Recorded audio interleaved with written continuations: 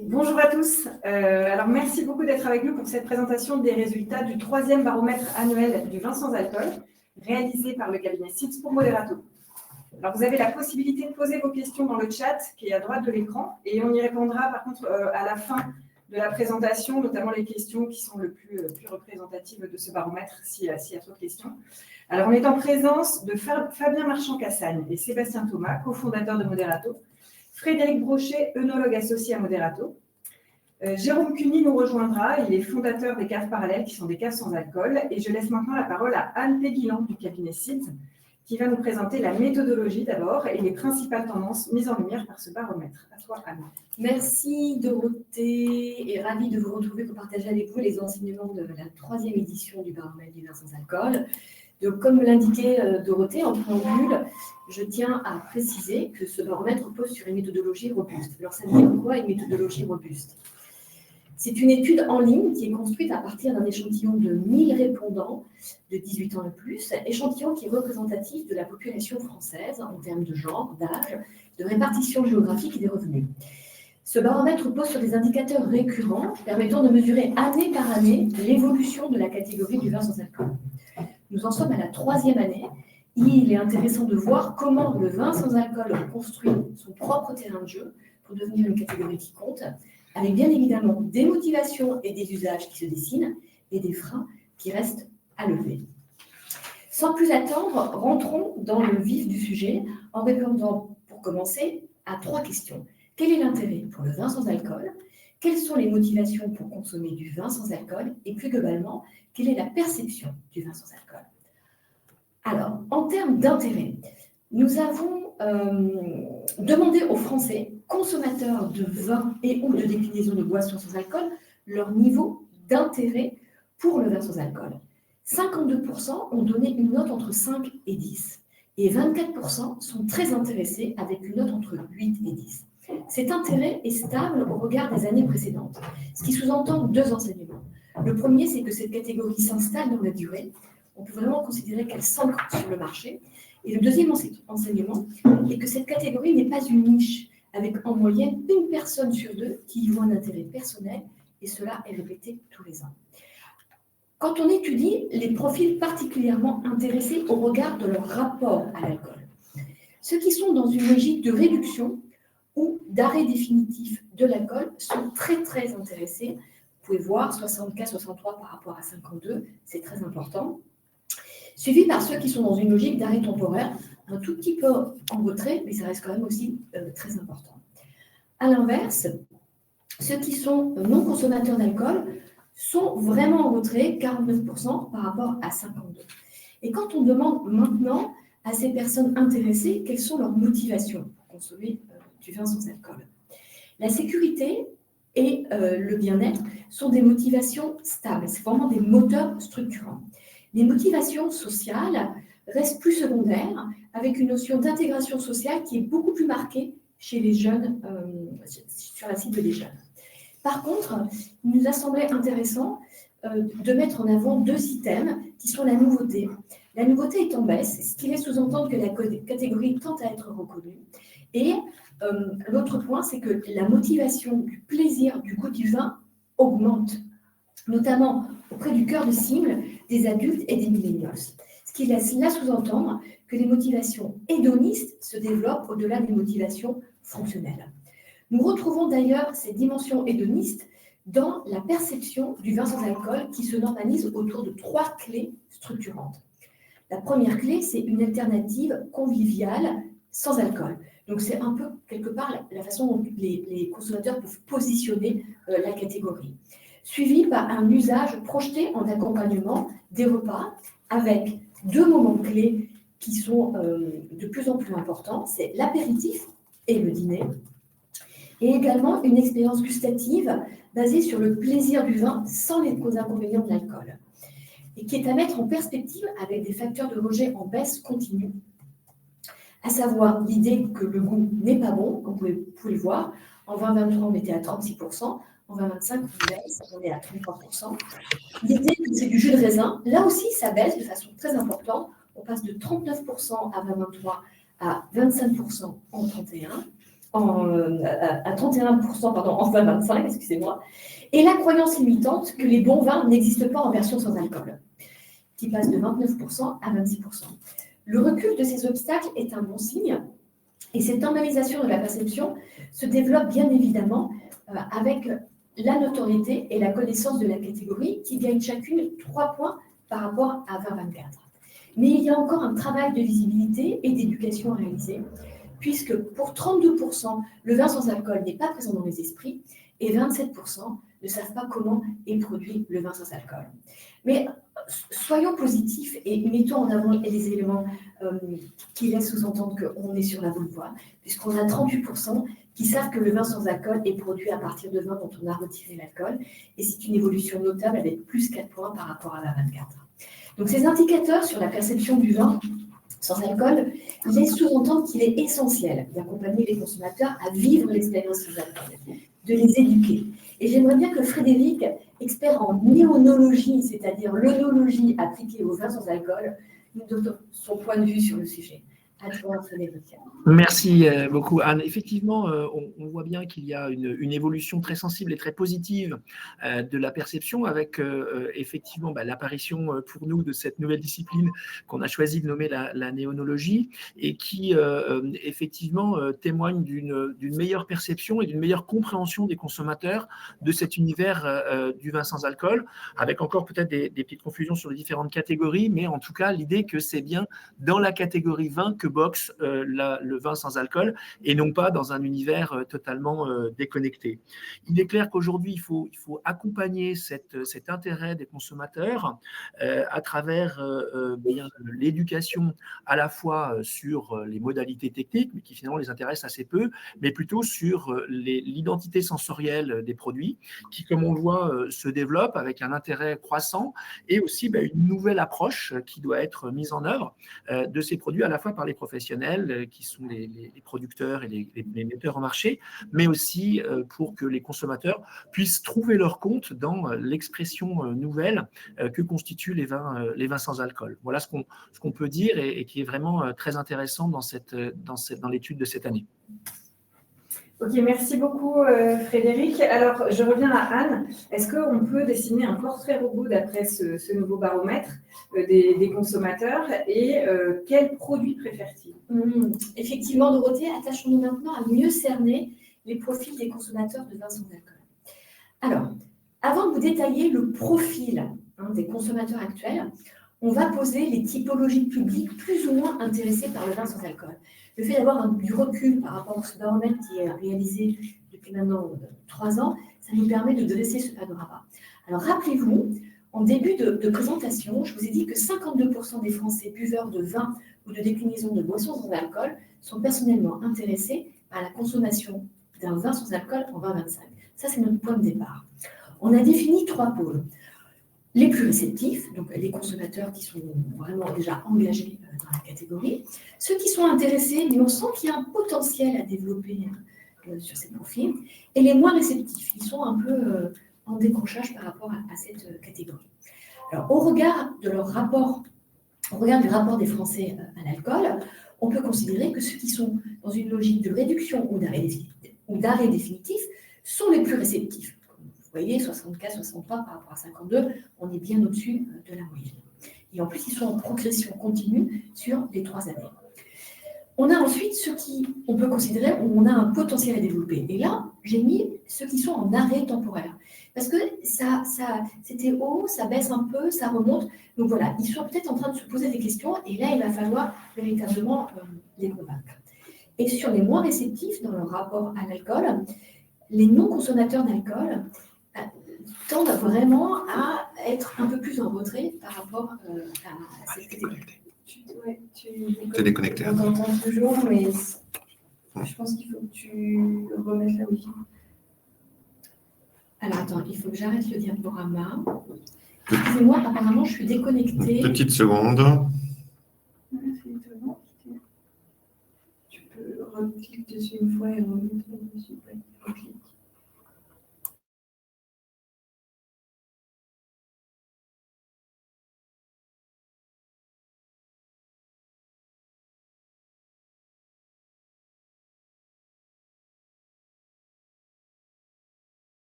Excusez-nous, on a un tout petit problème de réseau. On reprend dans quelques secondes.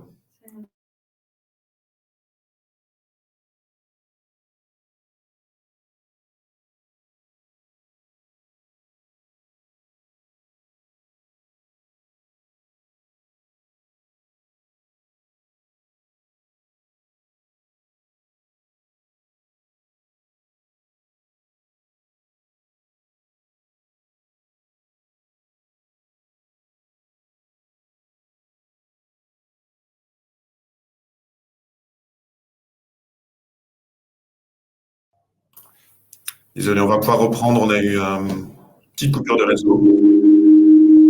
Ah, excusez-moi, du coup, c'est moi qui fais ce bruit. Je coupe ton micro. Ouais, mais je peux pas pour l'instant. J'ai coupé moi pour l'instant. Ok. Tu peux aller tranquillement. Dès que tu te mets en...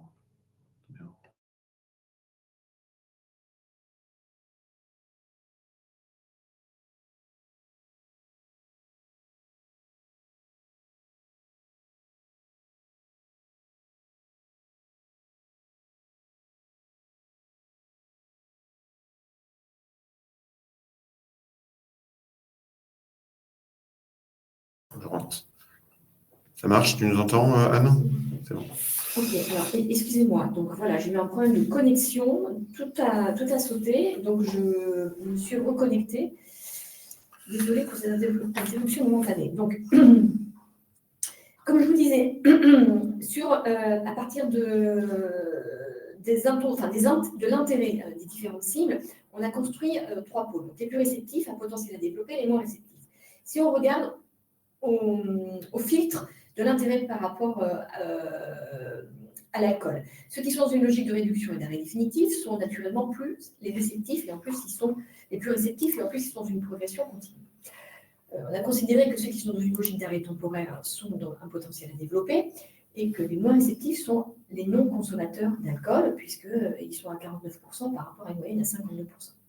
Si maintenant, on rajoute le filtre des tranches d'âge et du genre, ce qu'il apparaît, c'est que les plus réceptifs sont les adultes, avec une progression notable entre la 24 et la 25, qui gagnent 8 points, les millennials, qui se sont toujours inscrits dans cette logique d'intérêt pour le vin sans alcool, et les femmes, qui sont un peu plus intéressées, a priori, que les hommes. Et là, on est sur des notions, sur les millennials et les femmes sont plutôt stables sur les 3 années. Et donc, ce qui est intéressant, c'est que là, vous avez, sur les plus réceptifs, le cœur de cible du vin sans alcool. Sur le potentiel à développer, si on regarde en termes de tranche d'âge et de genre, vous avez les matures et vous avez les seniors. Et là, vous allez voir, ça monte, ça baisse. En fait, ils sont potentiellement intéressés, ils vont toucher du doigt la catégorie, mais on sent bien qu'ils ont besoin d'être convaincus, et bien évidemment, ce sont davantage des hommes. Et quand on regarde la consommation de cette cible, ce dont on se rend compte, c'est que ce sont les cibles qui sont les plus consommatrices de vin.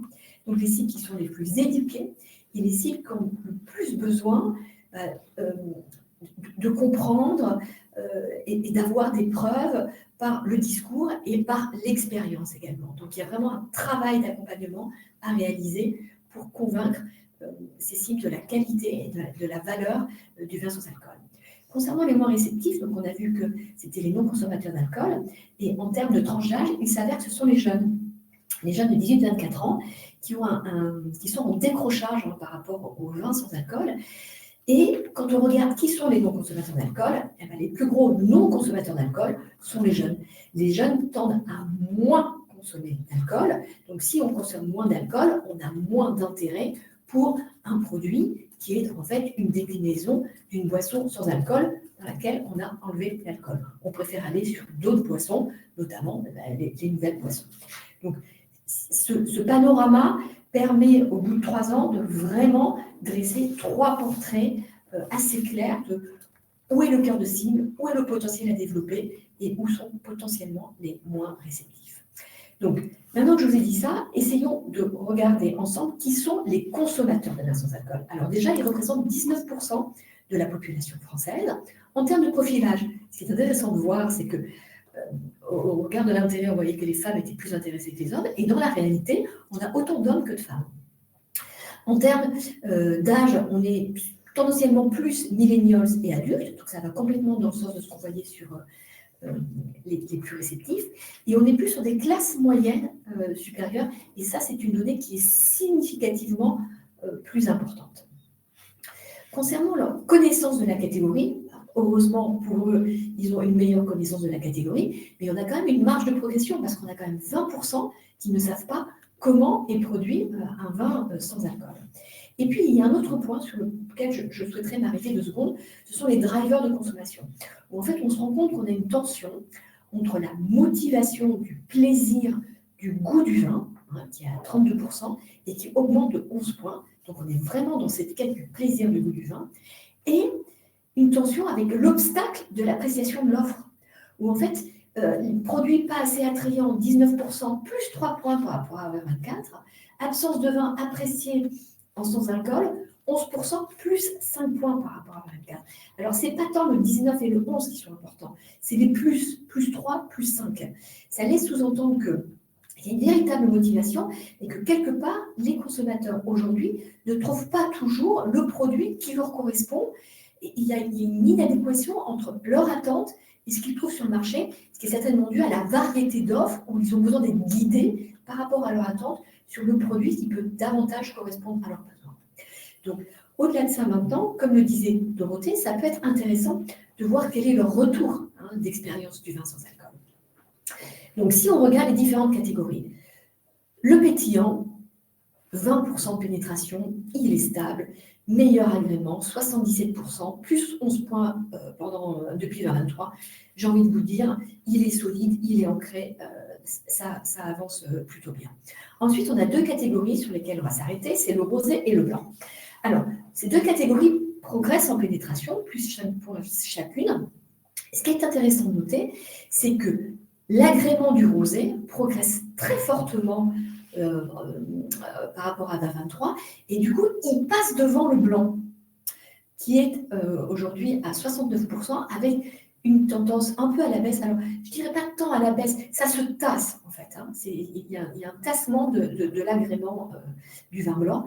Et quand on regarde le rouge, c'est toujours un petit peu plus compliqué sur le rouge en termes d'agrément. Et ce qui est vraiment intéressant, c'est que la pénétration augmente. Elle est à 19%, plus 6 points par rapport à 2023. Et en fait, on est quasiment maintenant équivalent pétillant. Mais sur le rouge, c'est la catégorie la plus difficile en termes d'appréciation, parce que c'est la catégorie la plus fine en termes de goût. Donc là, il y a vraiment un travail à effectuer par rapport à ça. Donc, comme on peut le voir, il y a plein de choses positives qui se passent en termes d'appréciation, en termes de motivation. Les freins sont clairement identifiés. Donc, ce qui peut être intéressant maintenant, c'est de rentrer sur les leviers de développement. Et on va essayer de regarder ensemble différents leviers de développement. Moi, je vais poster certains constats et je vais demander à Fabien, qui est l'expert terrain dans l'équipe Moderato, de donner son point de vue sur certains éléments. Alors, en termes de levier de développement, regardons déjà le circuit. Posons la base. En 2024, on avait posé une question pour savoir quels étaient les lieux d'achat envisagés par la cible. Il s'avère que l'hyper-super domine largement à 83% et les calistes suivent à 36%. Ça, c'est le premier point sur les circuits. En 2025, on a décidé d'aller un petit peu plus loin. On s'est dit, et qu'en est-il du bar-restaurant? Est-ce que la population intéressée par la consommation de vin sans alcool trouverait intéressant de trouver du vin sans alcool en bar-restaurant? 81% a répondu oui, et 89% pour les jeunes et les millennials. Donc, c'est véritablement une évidence. Et parmi ces personnes qui sont intéressées pour le vin sans alcool en bar-restaurant, 50% seraient séduites par une consommation au verre. Donc là, j'ai envie de me tourner vers l'expert terrain, Fabien, pour qu'il nous donne un peu des informations par rapport à son retour d'expérience sur le sujet. Merci Anne. Alors effectivement, sur les lieux de consommation, ce qu'on voit, c'est d'abord le reflet de la consommation actuelle du vin sans alcool, qui se fait actuellement quasi exclusivement à la maison. D'une part parce que ça n'a pas été si facile au départ que ça en France d'assumer publiquement de consommer une alternative à l'alcool. Donc c'est plus facile de le faire chez soi que dans un lieu public. Et d'autre part parce que les marchés de distribution, de retail, sont en général plus ouverts à l'écoute de la demande que la restauration, par exemple. Mais effectivement, cette année, on s'est dit, on a voulu ajouter dans le baromètre une question sur l'intérêt de consommer du vin sans alcool au restaurant.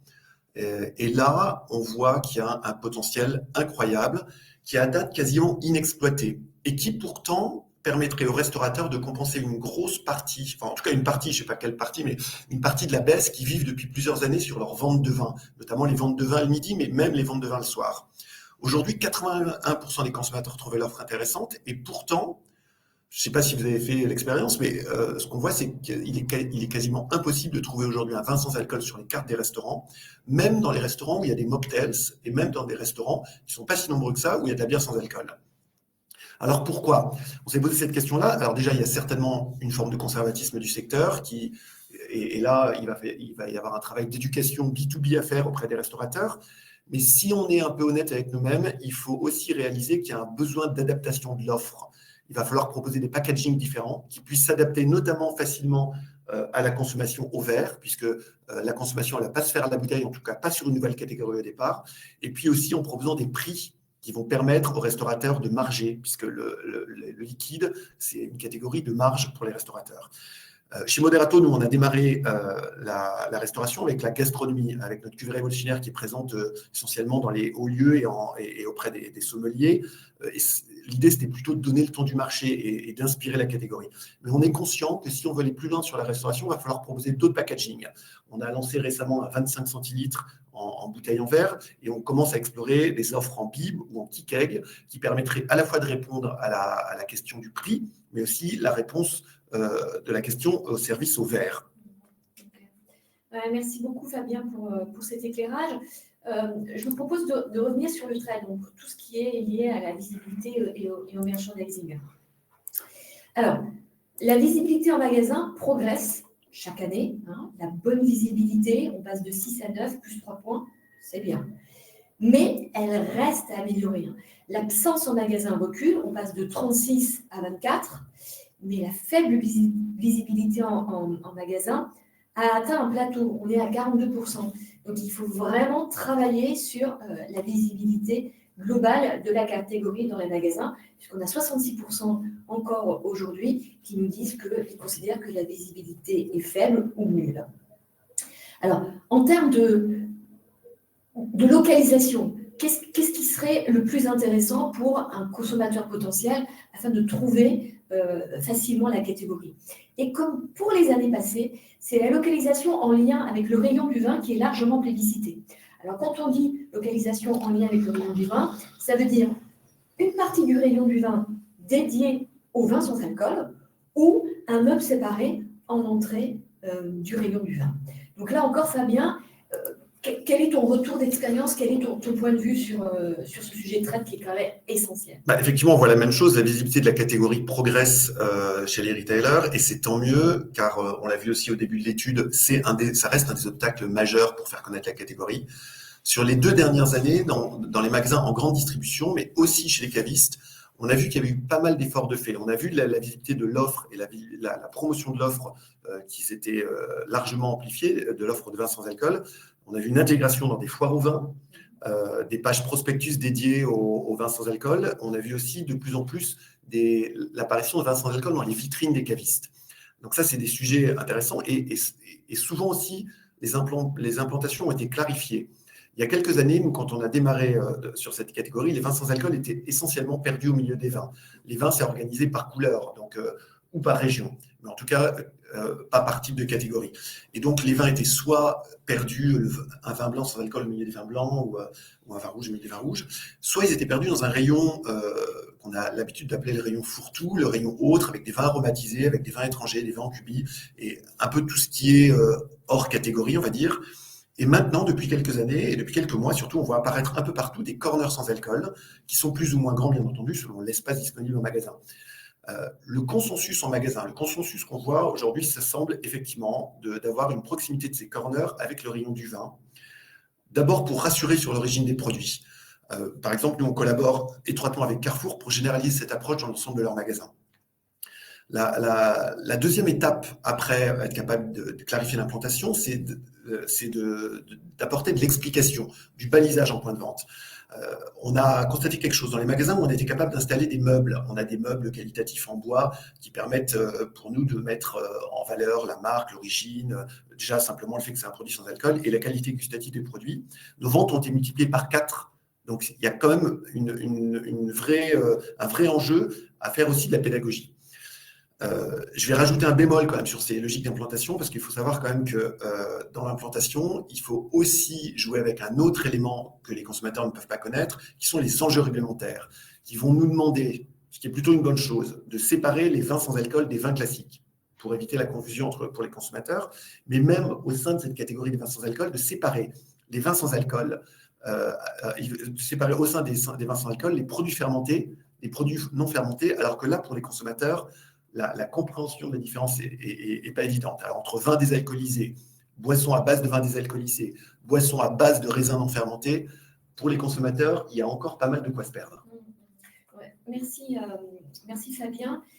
Du coup, ça permet vraiment d'enchaîner sur ce qui se passe on-pack. On était sur le circuit, on passe sur le trade. Maintenant, si on zoome véritablement sur ce qui se passe on-pack, on se rend compte en fait que les attendus on-pack supposent un équilibre entre différents types d'informations qui peuvent faciliter le repérage et la compréhension du produit. Donc, vous avez bien évidemment le premier niveau d'attente, c'est la mention du sans alcool. Donc, après, à voir par rapport à la réglementation dont tu parlais, Fabien. Et ensuite, on a 3 pôles d'information à valoriser. L'information sur la composition, avec une attente de plus en plus importante sur la liste d'ingrédients. Et le mode de fabrication également. Donc, ça répond véritablement à ce que tu as abordé, Fabien. Le deuxième pôle, c'est l'ancrage vin. Alors, ça peut être l'indication géographique, ça peut être le cépage, mais ils ont besoin d'avoir ces éléments de repérage. Et le troisième pôle, c'est le goût et l'usage, avec une prime accordée à la description du goût. Ils ont besoin de savoir ce qui va se passer. Ils ont besoin d'une expérience en fait, par la preuve gustative. Donc ça, ce sont les différents éléments à considérer en pack. Et puis, j'aimerais faire un petit point sur le positionnement prix. Parce qu'il se passe des choses, ça bouge un peu sur la catégorie. Jusqu'à présent, on y avait un palier à 10 €. Et là, à partir de cette année, on se rend compte qu'on a 40% des personnes qui sont prêtes à payer un peu plus de 10 € et 45% des classes aisées qui sont prêtes à payer jusqu'à 13 €. Donc, alors vous pourrez me dire, oui, c'est lié à l'inflation, mais je ne crois pas que ce soit lié à l'inflation. C'est surtout lié à la valorisation en fait, potentielle de la catégorie. Qu'est-ce que tu en penses, toi, Fabien ? Alors, merci Anne, je vais revenir sur le premier point, sur les notions de ce que les consommateurs ont envie de voir sur le pack. Alors, il y a ce qu'ils ont envie de voir et ce que la réglementation nous autorise. On a parlé d'origine, par exemple. L'origine est évidemment interdite, que ce soit la région ou l'AOP. Donc, du coup, l'idée, c'est de favoriser le cépage qui permet d'ancrer le produit dans le vin. Il va falloir aussi, certainement, dans ce que j'entends, continuer à clarifier la méthode utilisée. Vin désalcoolisé, assemblage de raisins non fermentés, ajout ou non d'arômes. Il va falloir le faire de manière simple pour rassurer, mais sans complexifier auprès des consommateurs. Donc ça, c'est un travail de pédagogie à la fois des producteurs et des distributeurs. Pour la notion de prix, effectivement, je voulais y revenir parce que c'est super intéressant de voir que les consommateurs aujourd'hui sont prêts à monter en gamme. À condition, et c'est très important, il y a un grand si, à condition que le produit réponde à leurs attentes en termes d'attractivité et en termes gustatifs. La réalité, c'est que dans le vin sans alcool, comme dans le vin, les consommateurs, on s'en doute, vont aussi se repérer par le prix comme un facteur de qualité. Nous, notre conviction chez Moderato, c'est qu'il y a un enjeu à crédibiliser la catégorie du vin sans alcool par le prix. Il va falloir pouvoir offrir la même palette de prix et de qualité que celle des vins. Et dans cet esprit-là, on a lancé notre cuvée révolutionnaire, qui est disponible aux alentours de 15 € chez les cavistes, mais aussi on s'apprête à désalcooliser un château premier cru en Sauternes. Non pas parce que l'idée, c'est d'en faire des volumes énormes, mais c'est de pouvoir déplafonner l'idée qu'on se fait du prix d'un vin sans alcool. Oui, et puis cette idée que les bons vins n'existent pas sans alcool. C'est ça, exactement.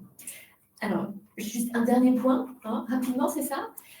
Sur l'incitation à l'achat, on a posé cette question en 2025. En magasin, les incitations à l'achat, quelles seraient les actions d'incitation à l'achat qui pourraient le plus vous intéresser? Bon, alors, il n'y a pas de discussion, c'est la dégustation. C'est la preuve par l'expérience. suivi de la promotion, et puis après des actions de mise en avant, d'information de produits, de qualité. Mais tout ça, ça va dans le même sens. Je veux des preuves concrètes ou des preuves de discours sur la qualité produit. Ouais. Le premier frein du consommateur, on l'a vu, c'est l'inquiétude sur le goût, et la dégustation au point de vente, c'est la meilleure manière de les rassurer.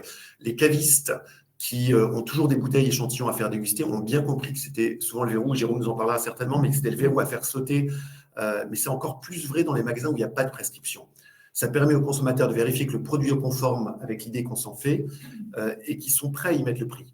La promotion, elle a un autre rôle. La promotion, elle joue à la fois le rôle d'impulsion. On se rappelle quand même, c'est une catégorie qui souffre d'un déficit de visibilité. Donc, être en promotion, ça permet de se rappeler que cette catégorie existe. Elle joue aussi un rôle de dérisking pour les curieux, parce qu'on se dit, le vin sans alcool, j'aimerais bien essayer, j'ai un peu de doute, mais si j'ai une incitation pour y aller, si j'ai l'impression de faire une bonne affaire, je passe le cap et j'essaye. Merci Fabien, merci Anne. On va terminer par le témoignage de Jérôme Cuny. Jérôme est fondateur des caves parallèles qui sont des caves sans alcool et donc qui ont la particularité de capter une clientèle déjà intéressée par le sans alcool. Jérôme, qu'est-ce que tu as constaté cette dernière année sur l'évolution sur le terrain de ces consommateurs et de leur comportement? Bonjour, merci de me recevoir aujourd'hui. C'est moi qui l'ai bloqué, pardon, excuse-moi. Moi, je l'ai mis, mais si on me bloque. Bonjour, merci de me donner la parole aujourd'hui. Vous m'entendez bien? Toujours pas? Je l'avertirai, mais je... Est-ce que vous m'entendez mieux? Allô, allô? Jérôme, il faut que tu débloques ton micro. Il est débloqué.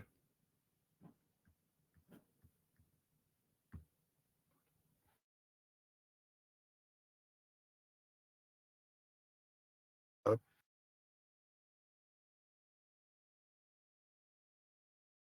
Voilà, je reçois plein de messages. Je pense que tout le monde m'entend. Je vois des messages disant que... Pardon, Jérôme, excuse-nous. Bonjour, merci de me recevoir. Donc, effectivement, il y a plein de choses très intéressantes qui ont été dites. Je ne reviens pas sur les aspects dégustation pour lever le verrou. C'est l'action principale en point de vente. Évidemment, il y a beaucoup de pédagogie à faire, beaucoup d'explications. Vous en avez parlé, je ne reviens pas dessus. Ce qui est très intéressant, c'est de noter que depuis 18 mois maintenant, il y a une chose très importante qui se passe, c'est qu'on passe d'un statut du consommateur, du client, qui était un statut plutôt de méfiance, voire de défiance vis-à-vis de la catégorie, qui passe à un statut de curiosité. Pour plusieurs raisons, on en parle beaucoup plus dans les médias, on en parle beaucoup plus, on en voit plus aussi, vous en avez parlé dans différents points de vente. La qualité perçue de ce qui est essayé aujourd'hui n'étant pas toujours au niveau, il y a une grosse curiosité de se rendre chez un spécialiste pour dire « Ah, mais ce que j'avais goûté aujourd'hui n'était pas terrible, je me dis que chez le spécialiste, il y aura peut-être quelque chose. » Donc, l'importance de faire goûter, on en revenait à l'instant sur le déverrouillage des freins, est très importante. On passe de la méfiance, voire de la défiance à la curiosité, premier point. Deuxième point, le marché, il est en train de se transformer. On est en train de passer d'un marché qui est certes encore un marché de niche à un marché qui s'installe. On a parlé de la normalisation sociale, d'assumer le fait de consommer des vins sans alcool. Et ce qui est très important, c'est qu'il est important pour ceux qui sont en contact avec la clientèle, quelle que soit notre spécialité, de faire le travail de sélection, de se former, de savoir parler de ces produits, parce qu'il y a une énorme attente du consommateur sur qu'est-ce que j'achète, faites-moi goûter, et je veux bien mettre un certain prix si je retrouve ce que je cherche. Et donc, nous, on le constate tous les jours dans les caves parallèles. On a toujours la même réaction. Ah, mais en fait, c'est bon. Et tout est dans le « en fait ». Le « en fait » traduit que j'arrivais avec plein d'a priori, un défaut d'information, et donc un énorme besoin de pédagogie, d'apprentissage et de preuve par l'exemple qu'on voit, nous, tous les jours. Merci beaucoup, Jérôme. Sébastien, une conclusion? Merci Jérôme, en effet, merci Frédéric, merci Anne, merci Fabien, évidemment, pour ce panorama vraiment complet, et Dorothée pour la gestion de ce webinaire. Je ne vais pas paraphraser, je vais juste résumer très rapidement les points qui sont vraiment clés. Le premier, c'est que, comme tous les intervenants viennent de le dire, le vin sans alcool se normalise clairement. On n'est plus sur une niche, c'est plus juste une tendance, et on le voit parce que ça s'inscrit dans les habitudes des Français de plus en plus. Et ils sont de plus en plus nombreux à essayer. et leur intérêt personnel est clairement en progression constante. Ce que ça veut dire aussi naturellement, c'est qu'il y a des attentes qui sont plus fortes. Il est donc essentiel pour convaincre de travailler la qualité, d'accompagner les consommateurs dans leur découverte, dans leur compréhension des produits, parce qu'on est clairement un produit qui s'inscrit dans une famille élargie du vin, mais on est sur un nouveau produit, et de mettre en valeur les occasions qui semblent évidentes, mais qui s'affirment aussi de partage et de convivialité. Le vin sans alcool devient véritablement un plaisir gustatif, au-delà de l'aspect fonctionnel évident. Et enfin, évidemment, on vient de le voir, il faut travailler l'accès aux produits, la disponibilité, la visibilité sur tous les canaux. Et un exemple intéressant, c'est en effet de voir que la restauration, les attentes et le potentiel se révèlent aussi sur ce canal de distribution et ce lieu de consommation. Voilà, c'était simplement quelques insights et des ingrédients clés, je pense, pour comprendre la catégorie, mais aussi pour nous tous, les acteurs de cette catégorie, la faire grandir et en faire un véritable succès. Merci à vous. On va passer à la partie questions, je crois. Il y en a deux pour le moment.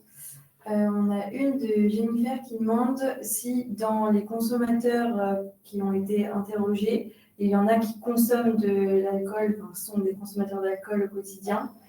Et quels sont justement leurs freins s'il y en a à consommer du sans-alcool? Est-ce que c'est le goût? Est-ce que c'est par rapport à l'image du produit? Oui, alors tout à fait. On a effectivement étudié les consommateurs, notamment de vin, ceux qui consomment du vin aujourd'hui. Quel est leur rapport, leur vision du vin sans alcool? Ce dont on se rend compte, c'est qu'en fait, sur le papier, ils peuvent être intéressés, enfin, ils sont intéressés à la moyenne. Les motivations, c'est surtout aujourd'hui des motivations fonctionnelles, avec aussi par la cible des hommes, qui est un peu plus importante sur la consommation de vin, des motivations de poids qui peuvent être importantes pour réduire sa consommation d'alcool, la gestion du poids. Et sur le vin sans alcool en tant que tel, il y a un manque de visibilité de l'offre. C'est-à-dire qu'on a le sentiment que en fait, l'offre ne vient pas à eux, il faut qu'ils aillent la chercher, et comme ils n'ont pas l'habitude, enfin la mécanique, le réflexe d'aller chercher, ça ne vient pas véritablement à eux. Et puis après, il y a toutes les croyances limitantes dont on a parlé. Les bons vins n'existent pas sans alcool, le goût, ça va être pas bon. Donc, c'est des cibles qui sont un petit peu plus compliquées à travailler. Et c'est là, ça va dans le sens de ce qu'on se dit. C'est-à-dire que c'est l'expérience, l'éducation tous ces éléments vont permettre au fur et à mesure de les séduire. Mais ils ne sont pas désintéressés. C'est vraiment, vous savez, sur les 3 pôles que je vous ai présentés, c'est vraiment le pôle à potentiel. C'est j'irais bien, mais il faut quand même un peu prouver. Voilà. Peut-être un petit complément de mon côté. Nous, ce qu'on constate en boutique, c'est qu'à peu près 75-80% des gens qui viennent nous voir sont des gens qui consomment de l'alcool. Ouais. Et donc qui cherchent tout simplement à gérer leur consommation d'alcool. Ils souhaitent en boire moins, mais ils ne souhaitent pas pour autant faire moins d'apéros ou moins se retrouver. Donc c'est vraiment très important de se dire que quand on produit un vin désalcoolisé ou quand on propose un vin sans alcool, on s'adresse majoritairement à des consommateurs de vin et qui cherchent donc des repères. C'est vraiment très important. Nous, c'est ce qu'on constate. Oui, ça confirme complètement les résultats du baromètre. Et on a 2 autres questions par rapport au CHR et au vin sans alcool, justement dans ce segment-là. Si peut-être Fabien, tu peux prendre la parole et en dire un peu plus. Sur les vins à 0,0 ? Exactement. Alors, effectivement, on n'a pas questionné les consommateurs sur leur perception du vin 0,0 versus vin moins de 0,5. Je pense, Anne, on n'avait pas mis de question là-dessus. Alors, du coup, on n'a pas de réponse, on va dire, rationnelle et objective. On a juste des convictions et des expériences sur ce sujet-là. On se rend compte qu'en restauration, en tout cas de la compréhension aujourd'hui de la restauration, l'importance du 0,0 est moins forte que ce qu'elle est en retail au moment où on doit choisir tout seul, en fait, parce qu'il y a quelqu'un qui peut vous expliquer que 0,5 c'est quasiment rien d'alcool, alors que quand vous êtes devant le magasin, vous avez besoin de vous rassurer tout seul. Je ne sais pas si ça répond à la question de Ségolène, qui demandait à ce qu'on parle des vins à 0,0. Et on a une autre question de Camille qui aimerait peut-être avoir un petit résumé justement sur la consommation du vin sans alcool en CHR. Est-ce que c'est déjà implanté dans les restaurants ou... Alors, on n'a pas eu de... nous, ce qu'on leur a demandé, on les a surtout interrogés sur leur intérêt, parce que la question de la consommation du vin en CHR, en fait, il suffit d'aller dans n'importe quel restaurant en France pour réaliser qu'elle est aujourd'hui quasiment inexistante. En fait, elle n'existe que dans le top-end avec les restaurants de gastronomie qui commencent à intégrer des vins sans alcool de grande qualité, notamment pour compléter en accord mets vins. Mais il y a aujourd'hui, pour moi, c'est un marché qui est quasi vierge, le vin sans alcool en restauration.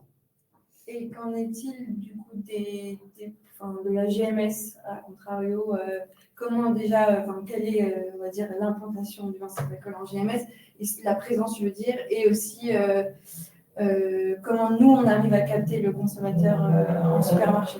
Alors ça on a vu que ça avait inversement énormément évolué sur les 3 dernières années. Tous les distributeurs à un niveau de maturité différent et à un niveau d'intérêt différent en fonction de leur stratégie d'enseigne, se sont intéressés à la catégorie des vins sans alcool. Les derniers, on va dire les retardataires, sont en train de s'y mettre.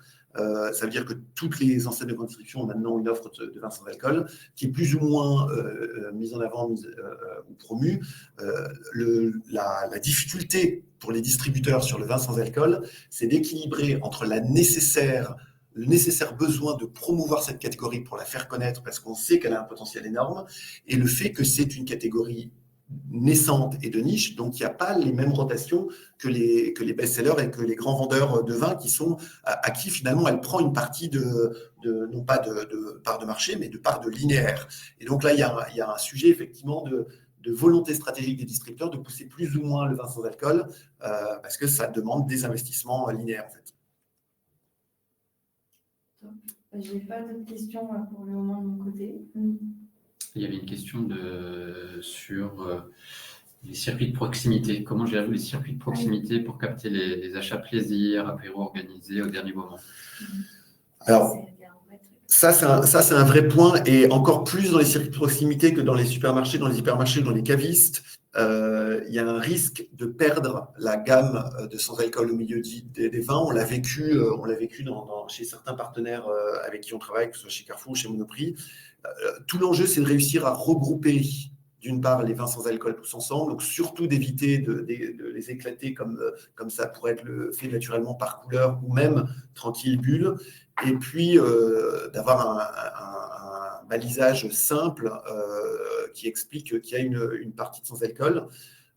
Évidemment, mais ça c'est le cas sur tous les vins en circuit de proximité, le frigo, en tout cas la partie réfrigérée, est un gros facteur d'impulsion pour justement permettre l'achat d'impulsion de dernière minute qui va me permettre d'acheter un vin sans alcool et de le consommer immédiatement. Super. Voilà, pour l'instant, on n'a pas d'autres questions, n'hésitez pas, on reste là pour y répondre. S'il y avait une question d'Anne qui disait pardon. Non, c'est pas ça. Pardon. Les consommateurs de sans alcool restent des consommateurs d'alcool selon vos retours en boutique. Est-ce que tu veux nous dire un mot là-dessus, Jérôme? Il a répondu dans le... Ah, pardon. Oui, alors. D'accord, pardon. J'ai dit tout à fait, mais pour en dire un mot, on a aujourd'hui la plupart des consommateurs. Nous, on me pose souvent la question, qu'est-ce qui marche le mieux dans une cave sans alcool? La réponse, c'est le vin, sans aucun doute. Parce que c'est la catégorie qui génère le plus de curiosité. La deuxième question qu'on nous pose tout le temps, c'est est-ce que ça a le même goût? Donc, il y a besoin, on peut expliquer tout ce qu'on veut, il y a besoin de goûter. Il faut rassurer en faisant goûter. Et effectivement, pour préciser ce que je disais à Jennifer en commentaire, la plupart de nos consommateurs aujourd'hui sont des gens qui souhaitent modérer, réduire leur consommation d'alcool et donc qui souhaitent ne pas changer leurs habitudes ou ne pas trop les changer, qui sont prêts à faire un pas de côté, mais qui souhaitent conserver le verre de vin partagé quand je rentre du boulot, le verre de vin à table. Mais pour autant, si on leur propose quelque chose qui est convaincant, qui gustativement saura les convaincre, ils n'ont aucun problème à se dire, bah oui, particulièrement en semaine, je vais pouvoir me servir un verre de vin là où je ne le faisais plus. Moi, nous, on a une statistique, Jérôme, pour compléter ce que tu dis. Sur nos consommateurs en ligne, on a interrogé l'an dernier nos consommateurs en ligne réguliers, c'est-à-dire ceux qui ont fait déjà plus de 2 commandes, donc pas les curieux, ceux qui consomment de manière régulière. On a eu 150 ou 200 retours et à 95% d'entre eux sont des consommateurs réguliers de vin. Donc ça, c'est super intéressant. Et on le voyait, Anne le montrait tout à l'heure, la catégorie des vins sans alcool s'adresse particulièrement aux gens qui cherchent à modérer leur consommation d'alcool ou qui ont décidé d'arrêter, donc qui ont été des consommateurs et qui ont décidé d'arrêter, beaucoup plus qu'aux non-consommateurs, c'est-à-dire ceux qui n'ont jamais été intéressés par l'alcool ou par le vin. Qui est une fausse idée reçue qu'on a. Hein. On imagine immédiatement que le vin sans alcool, c'est pour les gens qui ne boivent pas de vin, qui ne boivent pas d'alcool. Et c'est l'inverse, en fait. Et donc, il y a fort à parier que nos jeunes vont d'abord commencer par s'éduquer à l'alcool, Bien sûr. pour ensuite passer sur le vin sans alcool. Exactement. Et ils vont arbitrer entre les deux de façon très naturelle. Oui, complètement. Ce qui est très important, c'est de noter que le vin sans alcool s'impose comme étant pour les mêmes consommateurs, mais pour des moments de consommation différents. Je crois que c'est un très bon résumé de dire ça. Les mêmes consommateurs à des moments différents. Je crois que c'est toi qui vas avoir le mot de la fin, Jérôme. Ouais. moi je valide. Hein. Donc, merci à tous d'avoir été présents. N'hésitez pas à nous poser des questions. Il y a un lien il y aura un lien qui vous sera envoyé vers la vidéo de ce webinaire. Donc, vous aurez toutes les informations si vous êtes passé à côté de certains chiffres, certaines choses. Et je vous souhaite à tous une très bonne journée. Très bonne journée. Bonne journée à tous. Au revoir. Bonne journée à tous.